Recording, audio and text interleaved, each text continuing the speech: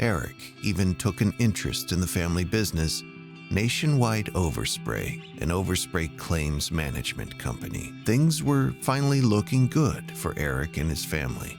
I can remember doing the mail outs quite well. It was actually one of the most enjoyable jobs I had within the company. It wasn't long before Eric's mailing service was an integral part of Jim's operation.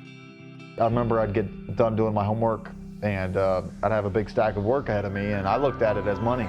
The faster I got through them, the sooner I could collect. Yeah, we set up a deal with them where it was like piecework, so I think it paid them like a nickel brochure. From the time I was 1 doing the postcard, having my photo taken, to the time I was 8 doing mail outs, stuffing envelopes, till the time I was in my teens working in the warehouse with my dad doing a variety of anything, learning how to clean cars. When I was 17, it really turned into the next level and started to be a part of social media campaigns and videos, demonstrations for the rest of the company.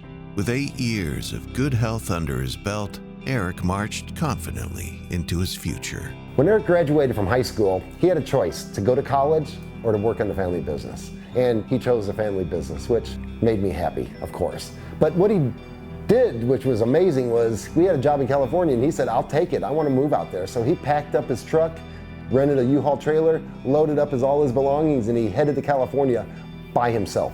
Loaded up my truck and trailer and moved my entire house, my entire room from my mom's house to California.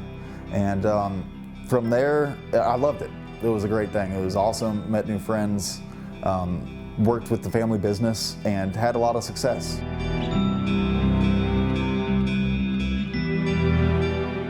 So we went to the Masters to celebrate a little bit with family and friends, and obviously the Masters is an awesome experience, so I was looking forward to it.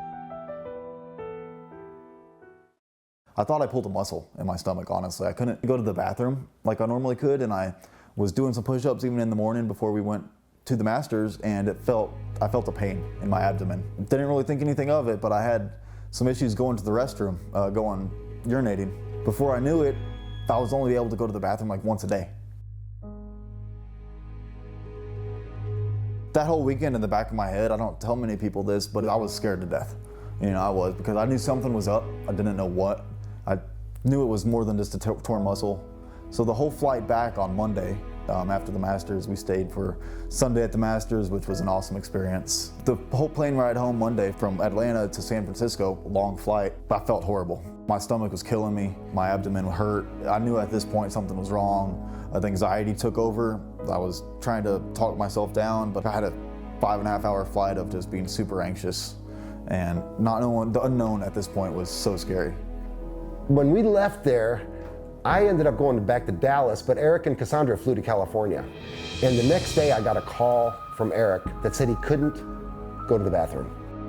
I was in the kitchen making dinner, and David, one of Eric's friends, comes down the stairs like a bull in a china shop, as he always did, yelling over his shoulder, "I'll hope you feel better, Eric." It was like the record just, I was like, wait a minute, what? I just flew 7 hours with this kid. What do you mean feel better? Like, he didn't say anything to me. He said he couldn't pee. And he was able to get home and get to the doctor and find out that he had a tumor in his abdomen. And the doctor basically, without holding any punches, said, "You have cancer." Eric was diagnosed with stage 2 Burkitt's lymphoma. While they caught it early, it was doubling by the day, and there had been a recent run of deaths caused by the same type of cancer Eric had. He was fighting on deadly grounds.